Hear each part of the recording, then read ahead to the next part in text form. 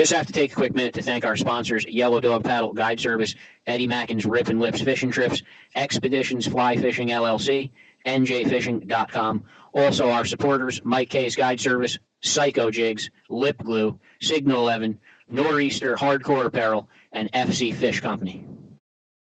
Yeah, I know what you mean. I don't know. The one cool thing about fishing is everyone enjoys it in a different way. And for some people, trolling might just be more fun. It's not as like I'm sure it's more layered than I know about, but there's maybe some people just want to sit back and have a good time. They don't want to really they want to spend their Saturday kind of chilling out. You know, everyone kind of enjoys it in a different way. I'm not a huge troller myself, but if that's what people want to do, then that's I feel like I enjoy I enjoy the jigging more, but if I'm fishing in a competitive tournament, I would rather have the trolling spread out. I just feel like I have for lake trout on a I'd rather troll. Why you're gonna lose? It's one rod versus 14. Big. Doesn't matter. You're gonna lose. I've never been fishing with him or seen it in New Jersey. He would lose.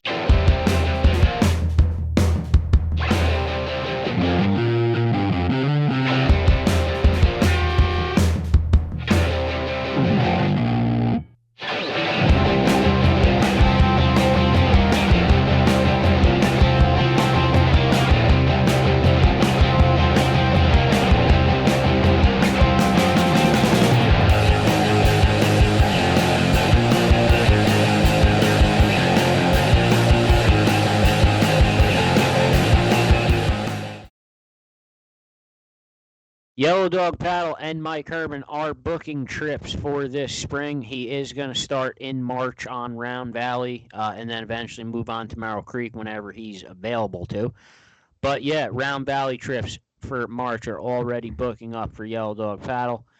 If you're looking to do a trolling trip, I would call them. As I say, always, it's very good fishing for children because they just have to reel in the fish once they're hooked. Trolling. Call Yellow Dog Paddle today to get your March or spring trip booked.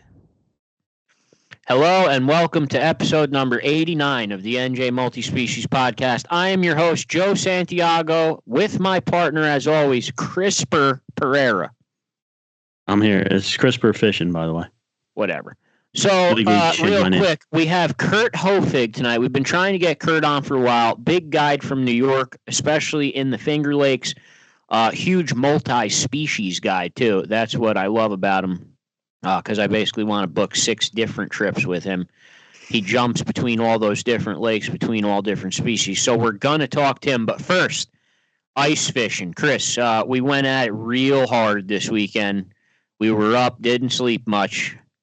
Dude, I'm all jazzed up over it. Should I just share this story right now? Absolutely. Because Dwayne failed miserably and got no video of that whole situation.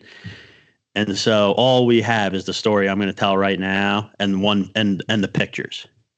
So I'll try to make this shorter than my usual stories, but started out Saturday, right? We didn't know what we wanted to do.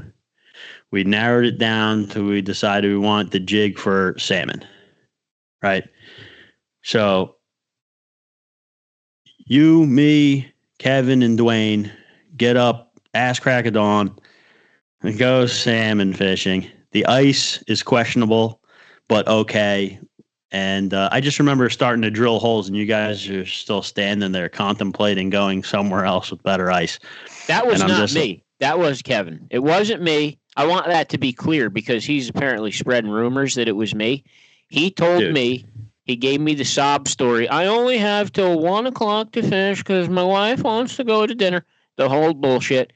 We haven't caught nothing. We could move right now. I said, fine. Let's move right now. We're packing up. Let me finish. We're literally packing up the shit. While we're packing the shit, I see Chris jig a salmon. I kind of know how this works because these fish move around a lot. They usually stay together. Now, it's been a shitty morning, but Chris found one. Now I'm standing there staring at Chris for like 10 minutes because now I don't know what to do. I said he threw a fish up on the ice. He got a keeper. Should we stay or should we go? Kevin's like, oh, it's a little fish. I'm like, no, it ain't. I saw him throw it. It ain't that small. I mean, it wasn't huge to his defense, but in anyone's defense, these salmon aren't huge. On average, they're the size of stock trout. That's how big they are. They're not gigantic. Like they can get big, but they don't. They put them in around 12 inches, I think, and we did catch a couple that were just only about 12, 13 inches. But that first one I caught was like a respectable, like 15-inch salmon, I would say. I didn't measure it because it was clearly keeper size. But and even the one Max caught was, it put up a hell of a fight, and we were jigging them from 40 feet. So the fight on the ice rods were just unbelievable. But even when you say 15 inches, I mean, that doesn't sound like a big fish, but it's actually a decent sized salmon. Like, these fish don't get enormously huge. Well, I mean, they can get pretty big. I mean, you can catch a over 20-inch size landlocked salmon, which is amazing. It's awesome. And, anything over 20, 21 inches that's a really big. Angler, right? Isn't it 20? I think it's 20 or 21. Yeah, they changed it once or twice. I don't remember what it currently is. Once you break the 20-inch mark, that's when you're into, like, this is a nice fish for Jersey. Yeah, and I mean, like, look, the way I see it, we have 2 lakes with lake trout, right? Jigging lake trout through the ice is awesome. Like, anyone who's done it knows it's one of the, like, best things you could do with an ice jigging rod. Like, lake trout just fight better than most fish when you're straight up and down on them. The salmon, even, I mean, when you're straight up and down on a salmon and a lot of other fish, they don't fight near as hard as they do when they're out away from you, fighting them more horizontally. But we only have 2 lakes with lake trout. One of them, you're not allowed to ice fish. You're not allowed to ice fish Merrill Creek, even if it freezes over. And the other one's Round Valley, which has frozen, I think, 2 times in the last 20 years. And it actually almost did freeze because I'm right over here. Well, the one cove skimmed over pretty good, but then it was just melted. But anyway, you want to hear something funny too? When I saw you guys start packing up, I hadn't caught the fish yet, but I had some marks. I had my phone out. I took my phone out to call Kevin to say, dude, I got fish out here. Like, are you guys seriously leaving? And I got hit as I was about to call him, and I missed it. So I threw the phone back in my pocket and started jigging again, got that fish or another one nearby to come in. That was the one I caught. And then I threw it up on the ice and I yelled at you guys. I said, here's one. I'm like, you guys are leaving. And then, like you said, he still wanted to leave, I guess. I thought it was you. Listen, also, I'll also say my reel broke. So I knew the tip-ups were kind of going to suck, and the jigging, the whole reason of me being there is to use my flasher and my jigging rod. That's the whole point of that lake. But, yeah, my reel broke, so I did end up upgrading to an inline, which was a game changer for the next day. But yeah, we left. And Kevin's chasing skillful anglerfish too still, that we already caught. So we don't give a shit. But let me get through the story so we don't have to guess it in here late. But okay, so that day, to make that long story short, basically Joe and Kevin, you guys left. Dwayne came over, saw me catching fish. I told him what I was doing. He joined in. We put some more holes in there. And Dwayne and I proceeded to just pretty much whack away at fit. We had action for the whole rest of the day. I mean, we marked a lot of fish that we didn't get to hit. We missed a couple of hits. We probably ended up catching about a dozen salmon between the 2 of us. And we sent you guys every picture. We just rubbed it in like the entire rest of the day. We just kept sending the pictures, every fish. So this day was so now Chuck Manny was not available to fish this day, but he wanted to fish Sunday.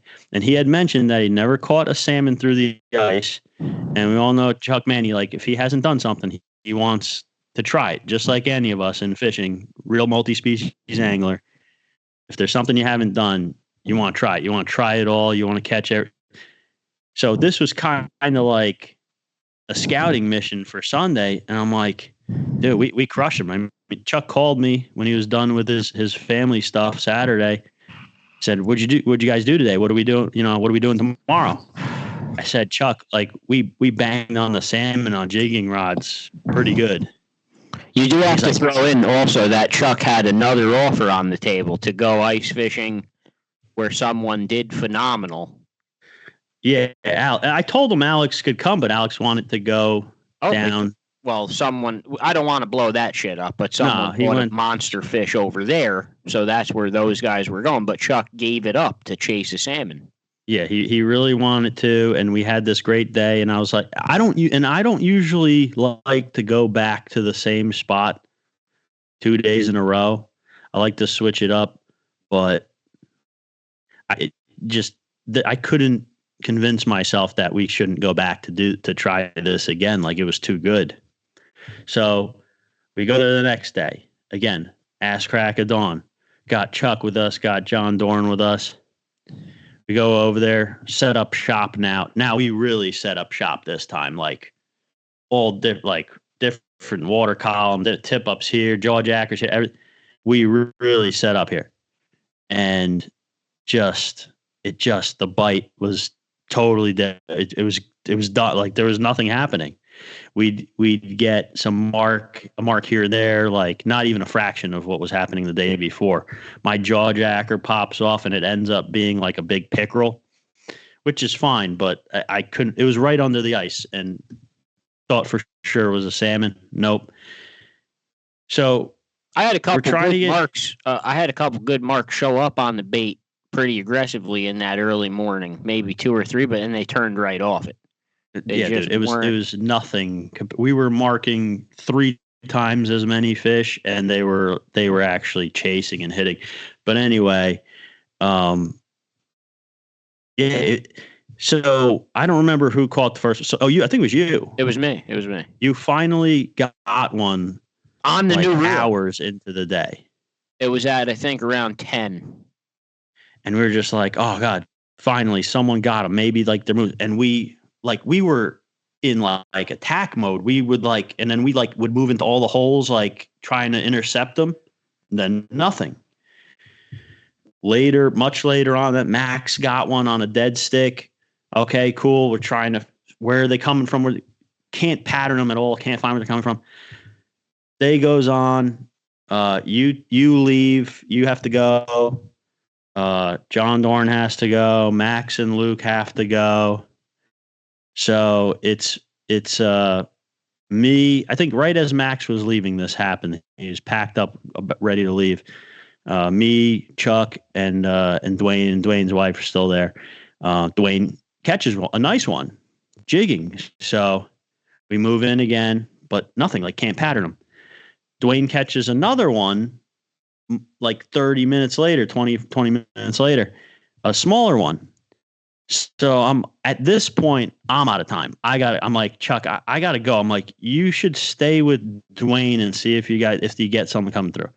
Dwayne offers Chuck his hole in his transducer because Chuck didn't have a transducer. We were trying to use our fish finders, our sonars, to get him on the fish. And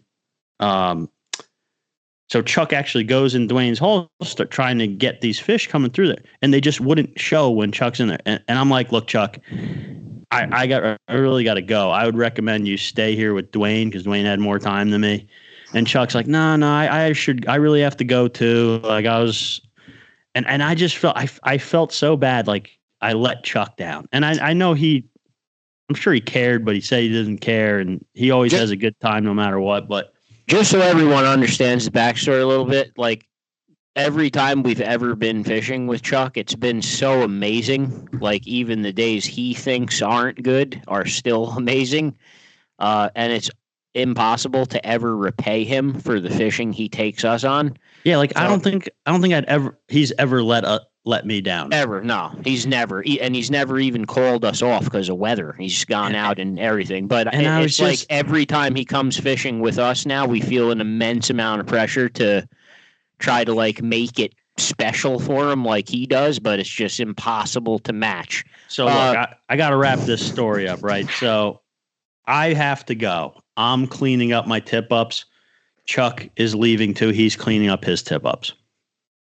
I take my rod with the jig, and I just drop it down in the hole and just leave it at 25 feet, thinking like maybe a miracle will happen and like the dumbest salmon in the world will just come and hit a dead stick spoon. And I clean up my tip-ups. Chuck clean up. I'm ready to leave. I go over to grab my sonar bag, and I see a big red mark on the jig. And I start calling for Chuck. Chuck, get over here. There's a fish. He doesn't hear me. So I don't want to lose the fish's attention. I go to pick up the rod. As soon as I touch it, the fish hits. I miss it. So I'm calling for Chuck again, and I'm jigging, trying to keep these fish's attention. He finally turns, hears me calling for him, and fish comes back, hits again. I hook up. Now I got the rod bent. I got a fish on. I'm screaming for him, Chuck, get over here, get over here. He starts yelling back at me. He's like, I don't want you to pass me a fish. I want to catch my own fish. I'm like, I'm not trying to pass you the rod, Chuck. I'm like, there's more down here. Like, as I'm fighting the fish, I'm telling, get over here with your rod. You're going to drop down. So he finally comes over. He's putting a bug back on his jig. I end up losing this fish. And I'm like, Chuck, don't matter. It doesn't matter. I'm jigging, trying to keep their attention. He's ready. I pull my jig out. He drops his down. I said, drop it to 25 feet. That's where he came from. He drops it down there. I'm looking.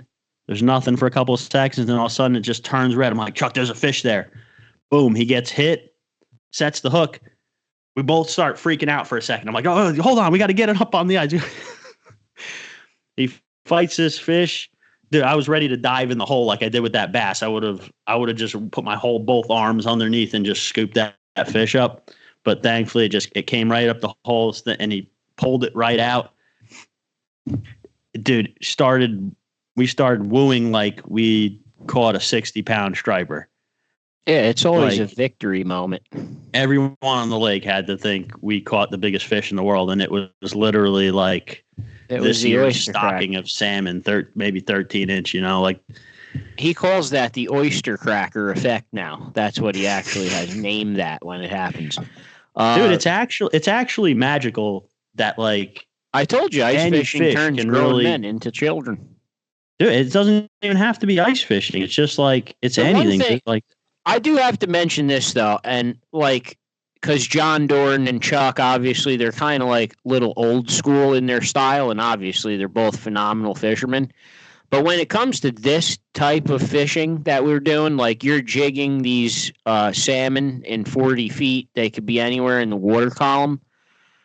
We're really relying on our flashers. And those guys don't have flashers. They don't use them. They're not used to ever using them for anything. But when you get into this kind of salmon and trout shit, Chris, I don't know what your opinion is. I don't know if I would even go out fishing for these fish without one. Or is that just wrong to say? No, I think you're right. I mean, look, if you don't have one, you don't have an option. Like, can you catch one? Yeah, but you're leaving a lot up to chance, right? So if you're jigging and the fish comes in and you don't know it's there, it's not always going to hit just because you're jigging it. A lot of the times, just like a lake trout, they're only going to hit if you get them chasing it up. Oh, yeah. And if you're under them, you have no chance. You're just not catching it. Right. So, but I even saw on my flasher, like the one fish that I caught, I was in 40 feet of water. The fish mark came out at like 32 feet. And I think my jig was around 20 feet. So I had to let 12 feet of line down to the mark. And then as soon as I did, he hit it. But thinking about it, if I'm sitting there without the flasher, I never dropped that line 12 feet. Does that fish even come up and hit it? I mean, without the flasher, it doesn't happen. So we're kind of like showing Chuck the flasher and teaching him to use it. But it's just my recommendation if you're interested in, and like Chris's point with the lake trout not really being available in New Jersey, these are pretty much the next best jigging fish that you're going to find. And I also have confidence in them, too. If you keep drilling holes and just working it with your flasher, you're going to find these fish eventually. It might take a few days maybe, but you'll get on them. And once you get on, they're extremely cooperative. They fight like hell. And the landlocked salmon, I think it's just a great ice fishing species for New Jersey altogether. I don't know what else I could say about it. I could just recommend if you want to get involved in that kind of fishing, you should probably invest in a flasher. Yeah, I called it the poor man's lake trout ice jigging. I mean, it just some people might think they're cooler than a lake trout. I mean, but to be all honest, they don't fight as good as a lake trout straight up and down. I know it sounds weird because they fly side to side. Yeah, if they get off to the side of you, like if it's got some size to it and it gets off to the side, yeah. But like they love to swim under the boat too. The opposite way that they love to, whatever way the line pulls, they like to go. It's like how lake trout get a bad reputation for not fighting because most guys catch them trolling. Yeah, lake trout don't fight well horizontally, out at an angle, straight up and down. When you're pulling up on it and they're trying to pull straight back down, a lake trout's going to give you a fight like anything else. It's just as hard. Well, that's the Scott Tarnowski effect. If you were to hook a salmon on a jig in Lake Ontario, I mean, it would be the fight of a lifetime, but you're just snagging them on a trolling setup and dragging them to the surface with a giant diesel motor. Then you reel it in along the surface, half dead. Yeah, well, but I think you are right about the transition. I would definitely, I know old school guys, like, they don't think they need it, and they use the clip with the weight, the whatever that's called, that tool. Well, to find the depth, right? Well, I don't think they get, like, you want to see how the fish is reacting. That's what's going to lead to more fish. And if you don't have, like, if you're jigging right without it, and you don't catch anything, you can just assume there was no fish there, but in reality, there probably was. And you weren't able to trigger it because you didn't know what they were reacting to. Whereas if you had the flasher, then you'd know, oh, they're coming up. If I lift it away, they leave. Or if I lift it away, they come in faster. If I reel it away faster, they come in faster. Then I get the hit. Or they're hitting it on the fall. Whatever the case may be for that day, you'll know it because you're seeing it. And this doesn't have to be an expensive thing. I take the fish when it's time to ice fish and the boat's put away. I take the head unit off the boat, plug in an ice transducer instead of the boat transducer, and just hook it up to a little battery in a Milwaukee tool bag, and that's the end of it. That's what I use. That's all you need. You just need something. It really does use. But so ice fishing, and also I know everyone keeps like messaging us to go ice fishing. We're trying to take as many people as we can. We've been going in fairly large groups, especially when we go on state land, and it's been pretty fun. We have some gear to go around, but not that much. But we are trying our best. We're not ignoring you. Chris, is the guest ready to come in? Yeah. While we're waiting for our guest, Kurt Hoefig, we want to bring in our newest sponsor, Joey X from Expeditions Fly Fishing LLC Guide Service. Joey X, welcome to the NJ Multi-Species Podcast, the newest member of our team. Thank you. What's up, You're going to expand us into New York and get us out of trouble with those fly fishermen that keep hassling us. Dude, what's up with some of these fly guys that, like, all they want to do is fight with people that don't fly fish? I think a lot of fly fishers, they like to go out there and they have, like, they don't like sharing space, man. That's how some of them are. And then it's worse when they're waders and you're going on a drift boat and you try to float in front of them, and it just gets a reaction out of them every single time. It doesn't matter what you do. You can go behind them or in front of them. It doesn't matter. You'll still piss them off. So Dude, anyone that wants to fly fish, like this is the kind of guy you want to fly fish with. Like just like laid back, cool guy that knows what he's doing and just gonna put you on some fish. Joey, real quick, while we have you on here, what is a day like with you? How long is it? What does someone need to bring, and what kind of experience level do they need to have? Well, it's going to be tailored to, everybody's experience. So if you're a beginner, it can go. We can focus on casting. Just getting familiar with the water. If you're more advanced, then it's me just getting you on spots and hope that you can cast these fish. So like, I'm gonna have my own gear. I'll have gear for guys who are just starting out. So if you don't have waders, we'll be on a boat, so you don't have to get wet at all. But if you have waders, it's a plus because we can also get out. Park the boat and get out and wade fish for a little bit, and then you get a little bit of experience of wade fishing and boat fishing. So it could be tailored to you. I definitely don't want to waste a day. Like if it's a slow day, I'll stay on the water longer. I'm not going to cut it short. How long is a regular trip? Half day is about 5 hours. Full day 8. Okay, and if somebody wanted to reach out to you, so far we have set up the Instagram. Yeah, and it's X. How do you spell it? The Instagram. Expedition_fishing. Expedition_fishing. Okay, so Joey X, Expeditions Fly Fishing, our newest sponsor. Going to be awesome to work with you and get involved in some of this New York stuff now. But yes, Joey, you're the new man to call for fly fishing for us, and we're glad to have you aboard. It's awesome. Thanks for having me. And thanks for taking time to come on. Yeah, I'm down here in South Carolina trying to get my shit situated, so sorry. Nah, man. I mean, we hit you with this at the last second, see if you wanted to jump on just real quick. But it sounds like a really cool experience. It basically sounds like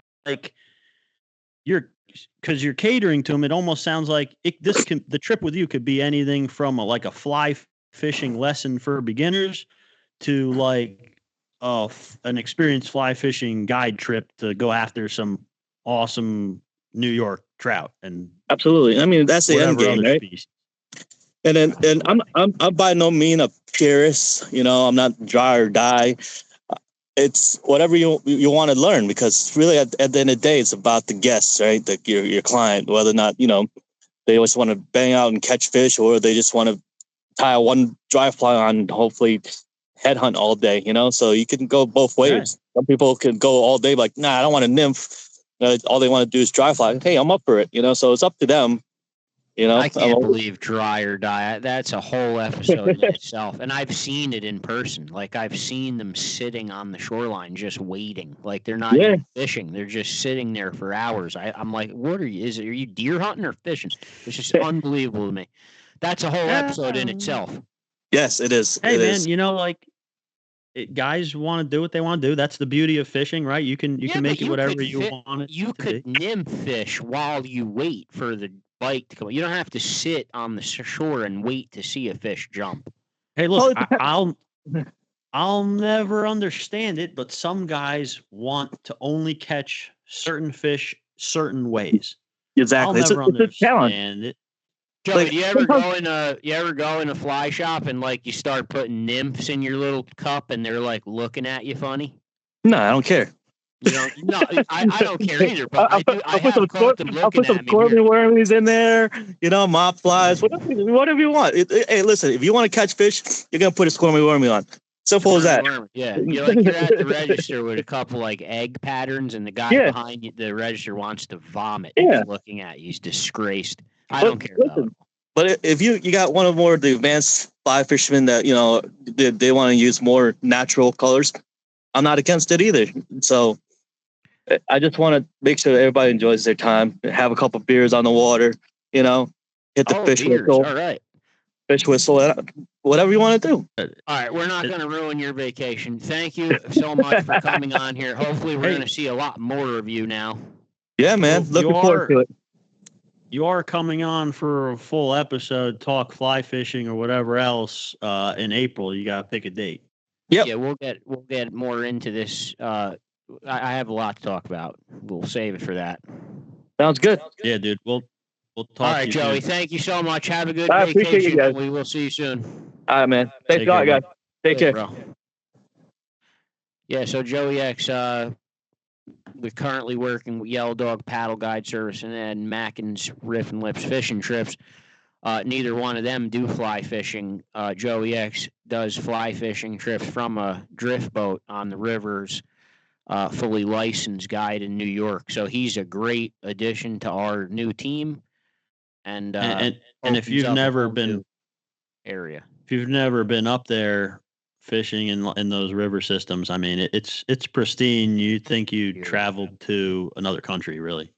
And he also fishes the main stem of the Delaware River, which has a lot of wild fish. So, and even really that up there is nothing like the Delaware River in coming through New Jersey and Pennsylvania. No, it's absolutely beautiful. All right, we're going to cut real quick and see if we can get our guest in here.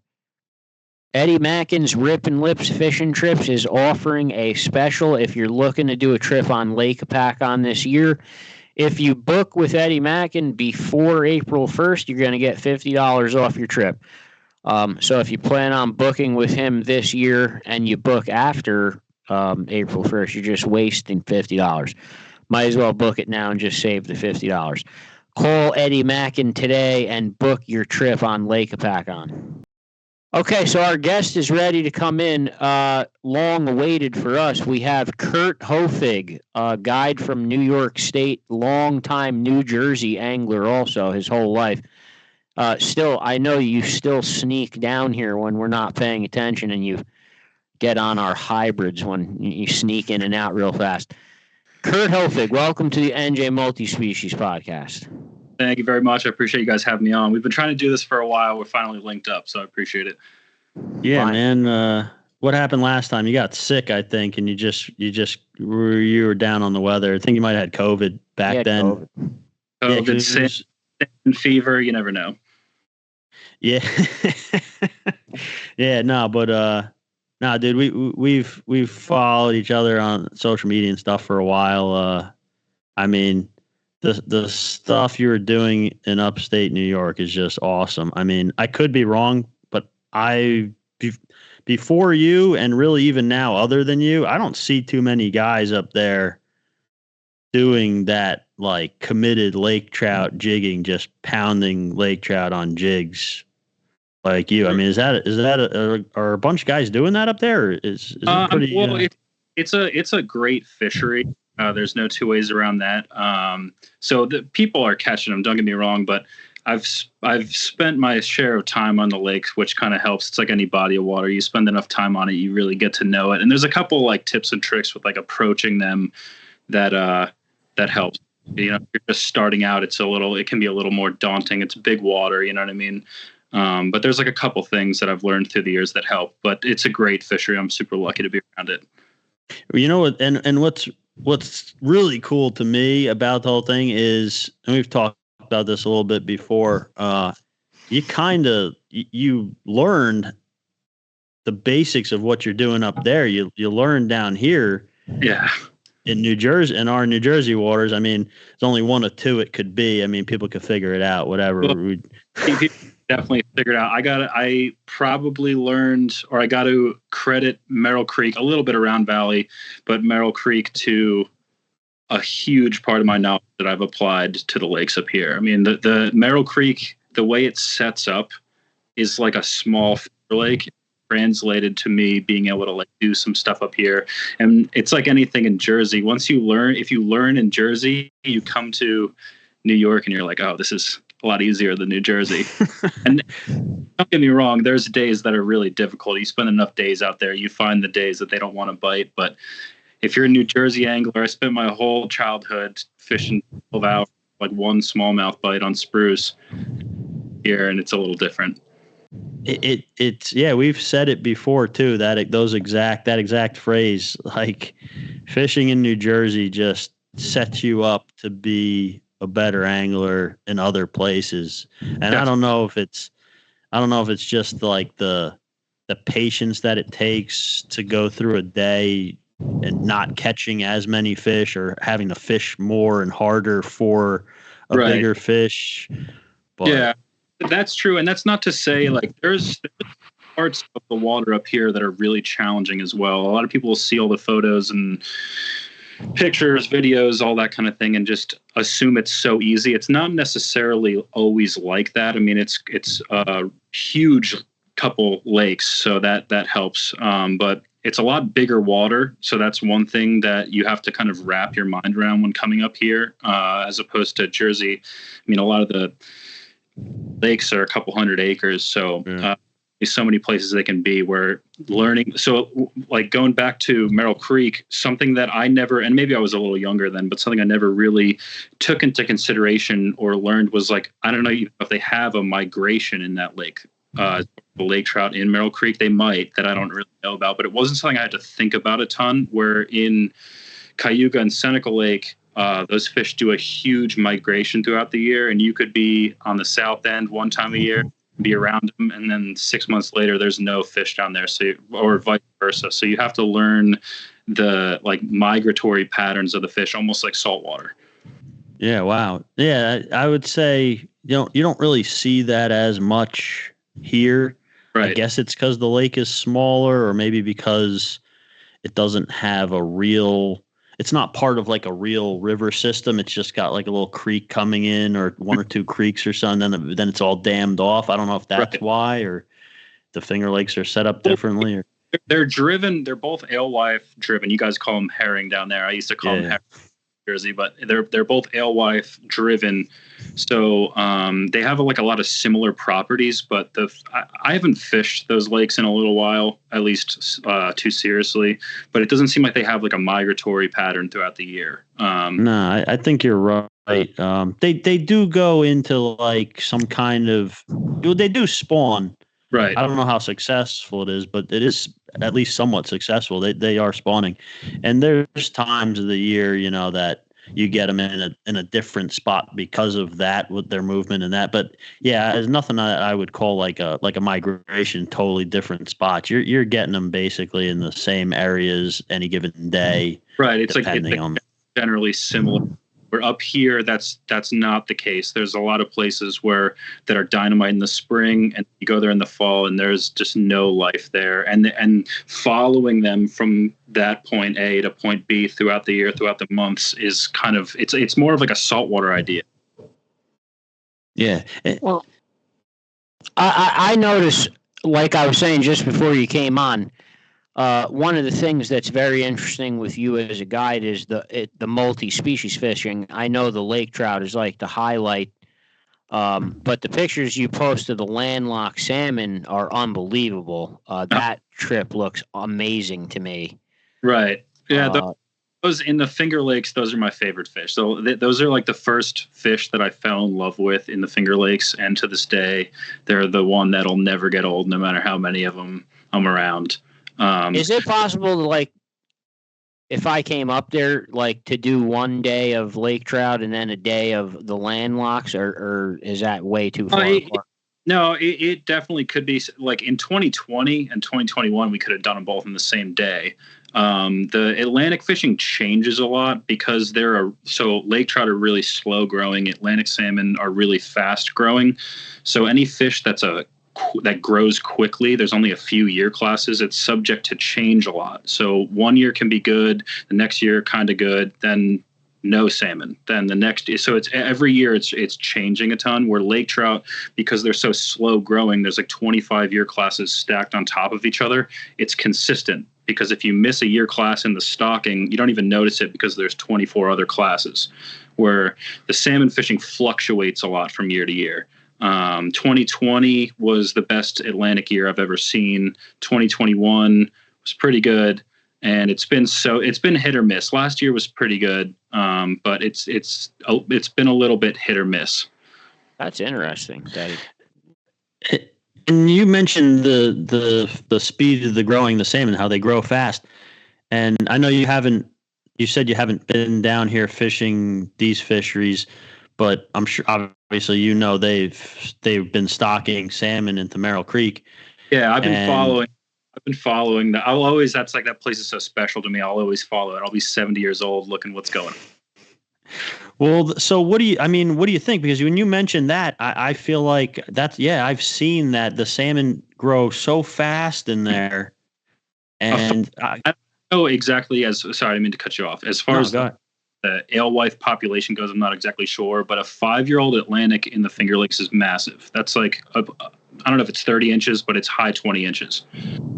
Wow. I can remember back when they first said that they were stocking the salmon in there. Yeah. And the next year, I caught one that was, I believe, it was big. It was it was like 20, 21 inches or something like that. And it was just the year after they said they started stocking. And I sent the picture to, whoever at the state, whatever the email was. I don't remember who it was.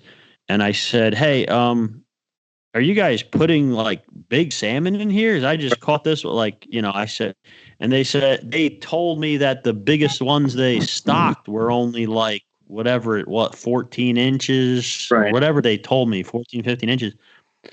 And I'm like, holy shit. I'm like, this thing grew like 6 or 7 inches in one season. Right. Yeah, they grow. That's insane. Yeah, well, there's a couple things there. One, the biggest one being that they're so fast growing, and the other being that they were the first batches of them to go in. You see the same thing happen in EA reservoirs and anywhere where hybrid stripers or pure strain stripers are newly introduced. The first couple of batches are huge because they're a whole new predator in the ecosystem. There's nothing; it's not in balance for them yet. You see, Wall and Paul Pack, for example, in PA.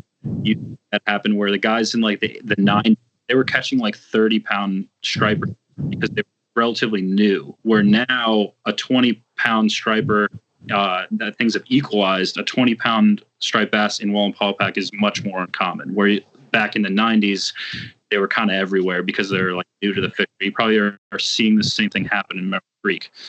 Eventually it'll equalize. Everything will kind of equalize out, and I'm sure they might level out. But yeah, no, you guys have got some impressive Atlantics going on in Jersey.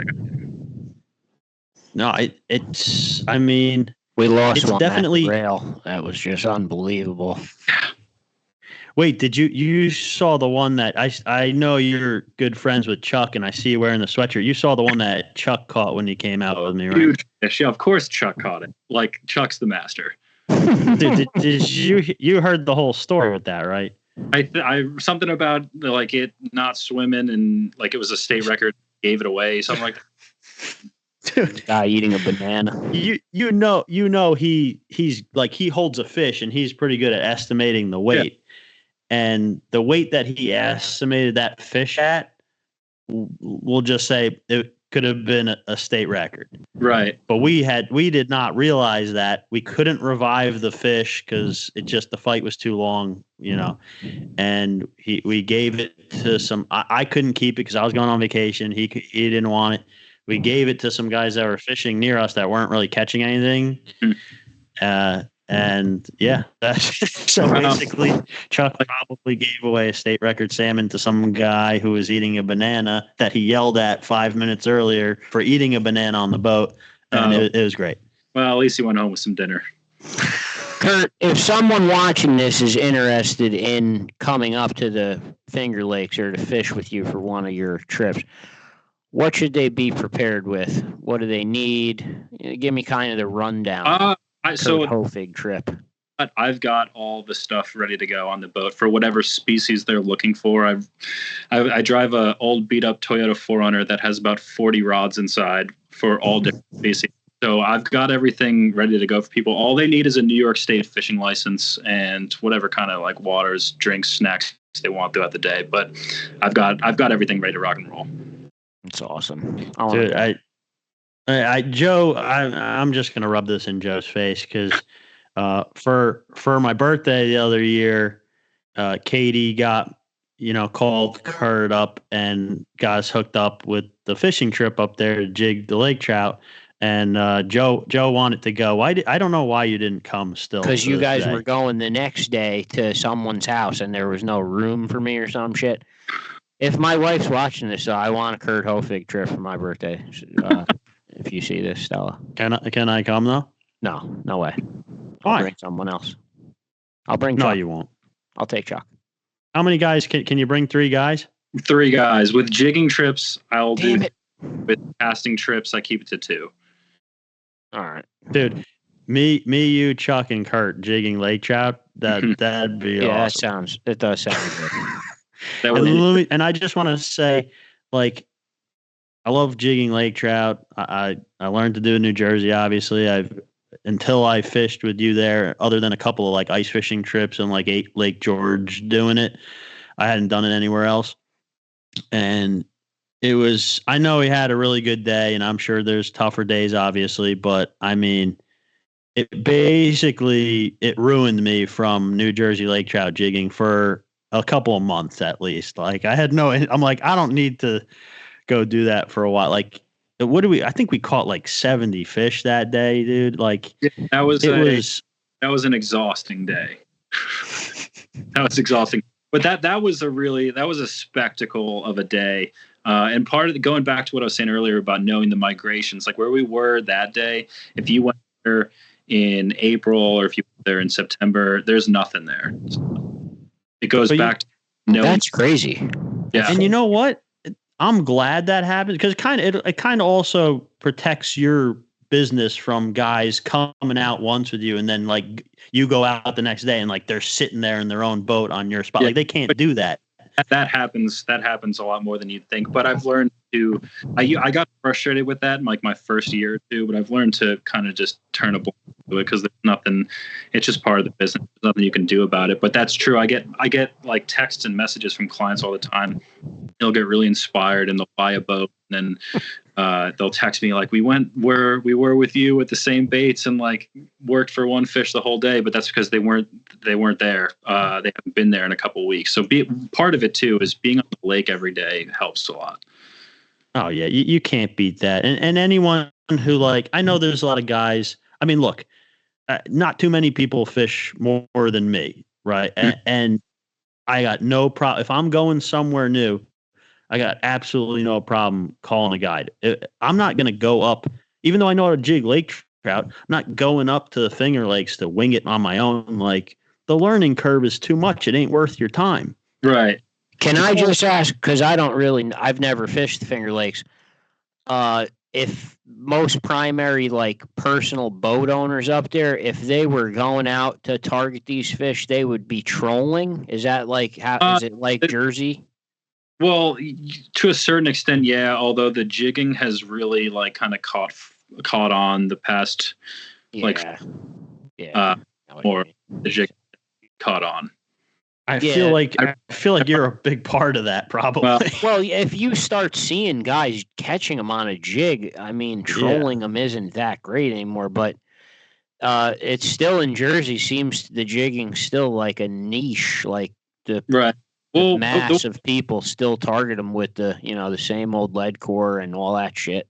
Yeah, I know what you mean. I don't know. The one cool thing about fishing is everyone enjoys it in a different way, and for some people, trolling might just be more fun. It's not as like I'm sure it's more layered than I know about, but there's maybe some people just want to sit back and have a good time. They don't want to really they want to spend their Saturday kind of chilling out. Everyone kind of enjoys it in a different way. I'm not a huge troller myself, but if that's what people want to do, then that's what I feel like I enjoy I enjoy the jigging more, but if I'm fishing in a like competitive tournament, I would rather have the trolling spread out. Like I just feel like I have for lake trout on I'd rather troll. Why you're gonna lose? I'm going rod versus 14. Doesn't matter. You're gonna lose. I've never been fishing with him or seen it in New Jersey. He would lose. No way. What for what? Lake trout. Are you in a contest to see who could catch the most small fish, or are you in a contest to see who could catch the biggest fish? No, like I'm saying on it, like a RV, like a Round Valley trout tournament. He's not going to win jigging it. Round Valley has been weird, but not winning anything in Jersey. I haven't fished those.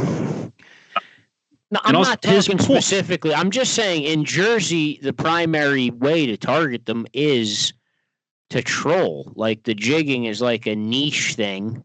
Well, that comes down to a little bit of the forage base, because the jigging works great in Merrill Creek because of the alewife population. Any fish that are around alewives respond really well to a jig, where in Round Valley, although I've heard some rumors that the alewives kind of came back. I don't know if that's true. No, it is true. Yeah. Because like the past a little while, there hasn't been a lot of alewives in there. They don't respond as good to the jig. They're more eating little like freshwater shrimp. I'm not exactly sure what their forage is in there right now. But so the trolling is going to give you a huge advantage in Round Valley, at least. But there is a lot of shrimp. And what's going to happen? So Round Valley is coming back. Like those rumors are true. I don't know if they're exaggerated, but they are true. They filled it back up. The Round Valley Trout Association's been putting like the structure. I forget what they did, trees or those PVC, whatever that material is. They're putting like the forage. What do you call those? Like the fake brush piles. Right. Yeah, I know what you're talking about. Although at this point, I don't know if they really need to do that because there's so many sunken trees in there. There's so much structure. Right. When they filled it back up, all that vegetation and stuff went. So whatever. It's just more. I mean, I'm pretty sure they did that. But either way, I think did they stock bait in there again? I don't know what they've been doing, but I can promise you it is coming back. We're seeing it in real time. Like it's a good bass fishery already again. I guarantee you, just like he said, the reason it's been good for trolling versus jigging is the forage, and it's going to change. I can almost guarantee it. Yeah, and I hope. I can tell you, like, if you want to have a lake trout competition on Merrill Creek, you're not winning trolling it. I trolled that place with my buddy because he liked to troll, and that's who I fished with. And we went in his boat, and we trolled that place for years. And our biggest lake trout trolling for years was, I think, 24 inches. Years of trolling, right? I started picking up jigging and doing that stuff. Within one season of jigging, I had like 3 or 4 fish up to 29 inches. And I said, I'm not targeting lake trout trolling ever again. Like it's not how you target the big ones in a lake with. What's the biggest lake trout you've ever seen in New Jersey in person? That I've ever seen? No, Chris. Oh, me? Yeah. 31 and a half inches, I think. It was not the 13-pound one that we caught on my boat. Yeah, but dude, I mean, like, first of all, that was Round Valley before it started getting its forage back. I'm not saying you're wrong. You're right. Round Valley trolling for lake trout is better than jigging all these years with that forage base. But he just explained that to you why. Once the herring are like situated in there. I understand. I can't. I've never trolled Merrill Creek. I have no idea. I don't have the battery power to do it. I'm telling it's battery power on that place. But the point is, Kurt, I mean, you tell me, if you want to target bigger lake trout, that's why we're jigging for them, not jigging for them just because it's more fun than trolling. I don't mind trolling if it's the method that's going to catch the bigger fish. Yeah, well, there's a couple schools of thought there. One reason I think that jigging is really effective in alewife fisheries, to an experienced angler that knows the body of water, you can find the fish. When you're jigging, you can sit right on top of them or in that general wheelhouse of the fish. And Chris, I know when you were up with me, there was so many fish under the boat that I never even really moved the boat, so you didn't get to see like how I approach the program boat control wise. I move a lot with the trolling motor. Most of my clients are like crazy shocked at how much I move with the trolling motor.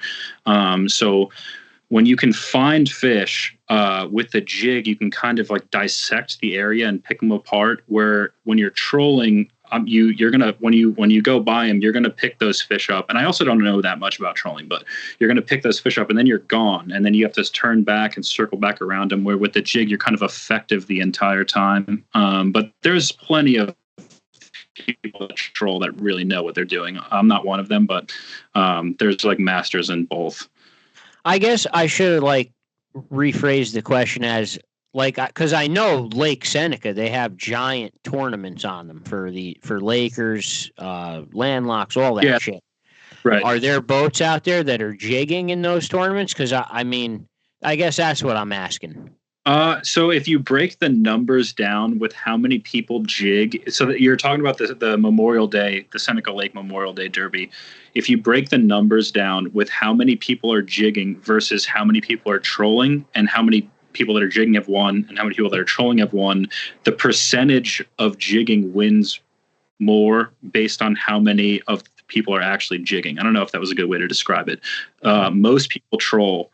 But people have one on the jig, and there's only a handful of people that approach it with the jig. See, that's what I wanted to know, basically. You just answered my question. So it can be one jigging, and it is effective, but there's not as many people doing it. Yes. Okay, gotcha. And it's not even, I'm not even going to say it takes more skill to jig them than to troll them. Like, trolling a big spread takes a lot of attention to detail and all kinds of variables. Like, it's not a skill thing. It's just something. It's almost like it's something that is new that people don't. It's almost like, oh, I learned how to troll for lake trout. It works. I'm catching them. Why would I try to now learn how to jig for them? Almost like why fix it if it's not broken? But I mean, I went from trolling them all those years to jig. I mean, I would recommend anyone who hasn't tried it, try jigging lake trout. It's incredibly effective. I mean, there's no other way to put it. And I've said this before a lot of times. Like, Kurt, have you ever, you know how lake trout get that bad rap for not fighting hard? Yeah. There's a total difference between hooking them at an angle or at a distance, like horizontally, and then fighting them straight up and down. Straight up and down, there's almost nothing pound for pound that fights as hard as a lake trout straight up and down, in my opinion. Right. I mean, Blackfish. Blackfish and tuna. I'm talking freshwater. The lake trout fighting thing, that does go around.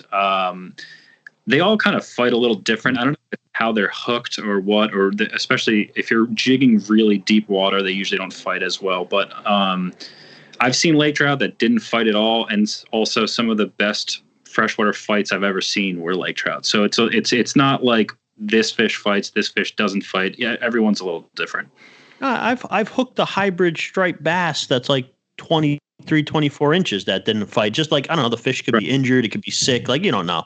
Yeah. But generally speaking, I don't know. The lake trout get this bad rap for not fighting because guys are like dragging them in on salmon gear at, like, you know, horizontally into the boat. They just, I don't know. I get something, must be something with the air bladder. They just don't fight as hard when you're pulling them this like horizontally to you.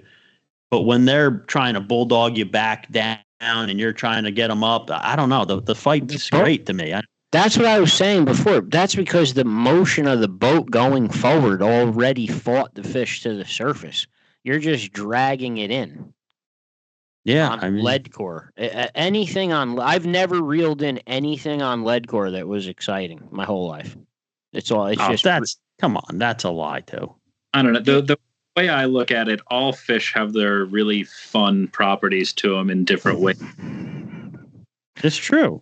Hybrids are great. Everything's great. Crappies. Hybrids are. I think that the lead core spread is almost like a tip up to me. Like, I want to just reel it in to see what's on it, but you can't feel. There's so much weight from the lead core, you can't really feel the fish.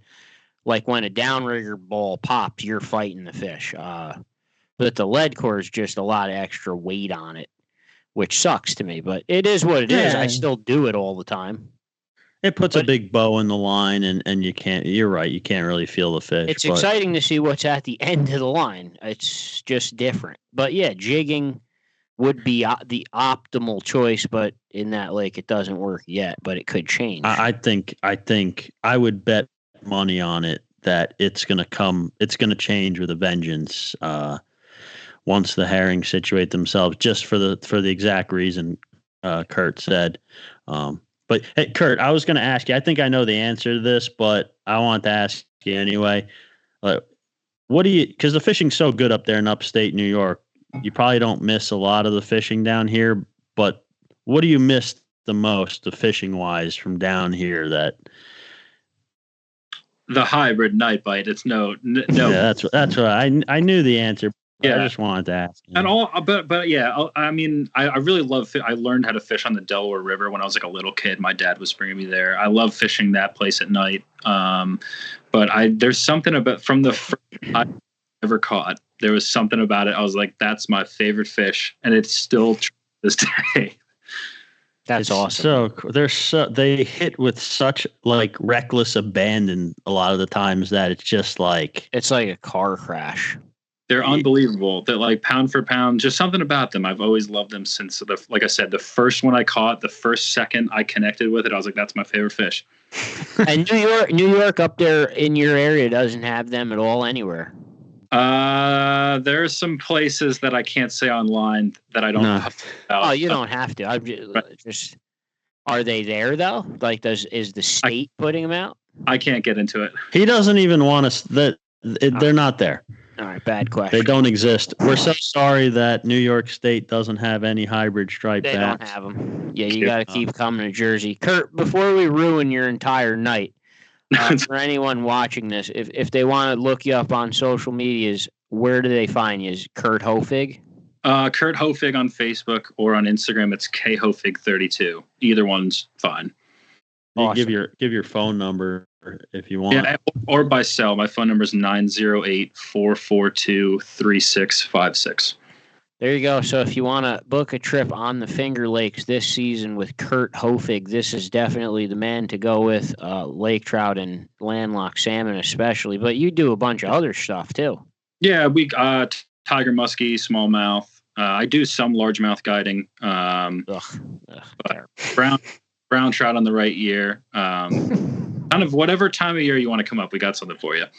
Are you ever able to predict when it's going to be a good landlocked salmon season, or you just never know? Yeah, when you run into them frequently on the jig through the summer, you can usually bet that it's going to be a good year for them, generally speaking. But the thing about landlocks is they're a really multi-layered fish in that when you are in front of them, and I'm talking in a winter context, because in the winter in the Finger Lakes, our Atlantics come in really shallow, and you're casting in like less than 5 to 10 feet of water a lot of the time. And so when you are in front of Atlantics, any grandma with a spoon can catch them. They're not a hard fish to catch, but what makes them move and set up is really challenging to understand. And there's years where there's big fish in the lake, but they just don't set up. And I've been doing it a long time, and that's a really hard, like multi-layered thing to figure out is what makes Atlantics do the things they do. That's awesome. Yeah, when fish move that much, that's the way it goes. I mean, it's what keeps us coming back, though, right? If it was too easy, I mean, would we be doing it? There's years with identical weather patterns that the Atlantic bite December 1st, it's like rip roaring. And then there's years where there's not a sign of them until the second week in February. No one's seen one. And then all of a sudden it's just like lights out from then until April 1st. So they're, like I said, when you're around them, they're easy to catch, but getting around or just anticipating when they're going to set up is the hard part. Awesome. Hey, Kurt, I mean, yeah. I have to thank you for taking the time to finally come on the NJ Multispecies podcast. If you have a chance to message my wife and tell her you offer gift certificates for my birthday, sure, her name is Stella with my last name. But seriously, thank you so much, bro, for coming on. No problem. I appreciate you guys having me. Absolutely, dude. And, I'll just say it again. I could personally vouch for how awesome it is up there fishing with you. Me and Katie have when we doubled up, we got that double picture. I'm holding one, she's holding one, like two, like pretty nice fish. Right. She turned it into a puzzle that we made and like framed it. It's hanging in the bedroom. Oh, that's cool. It was a great time, dude. Oh, well, it was awesome. I highly recommend it to anyone. Thank you. Call Kurt Hoefig. Thank you, Kurt, so much. No problem, guys. All right, man. See you later. Expeditions Fly Fishing LLC. You saw Joey X come on here before. Brand new business. He's starting out. Fully guided drift boat fly fishing license in New York. Basically operating on the main stem of the Delaware River, catering to any of your fly fishing needs in New York. The only thing you do need is a New York fishing license. But New York, I think they do have a 3-day, right? They might even have a 1-day still. Might have got rid of it. I'm not sure. Yeah, I'm not totally sure, but I know for options. sure they have a 7-day. I know that. But yeah, Expeditions Fly Fishing. Don't think he has Facebook yet, but he does have the Instagram up. So try to send him a follow if you can. He's our newest sponsor. So we want to try to send some love his way, and congratulations to him on the new business. So check out Expeditions Fly Fishing. All right, so Kurt Hoefig, finally, we were able to get him on. We were supposed to have him on very early in the podcast, but we weren't able to. Next week's podcast, I believe, we are recording Frank Mihalik's Monster Black Fishing Seminar in person. We're going there to do it in person. It's the first time we're ever doing the podcast in person. Don't know when exactly that's going to air, but we are filming that this weekend. So that is our next episode. I mean, if all goes to plan, it should be regular release next week's episode. Should come out on Friday at noon. If you've ever wanted to go to a Frank Mihalik blackfishing seminar, now you'll have one on our YouTube channel that's going to be there forever. So also, if you have questions for us to ask Frank during this, I would definitely email him, njmultispecies@gmail.com before the weekend. We will see everyone next week and be back in person for the first time ever. Well, let's see how it goes. Hopefully we don't make Frank suffer too much. Good luck, Frank.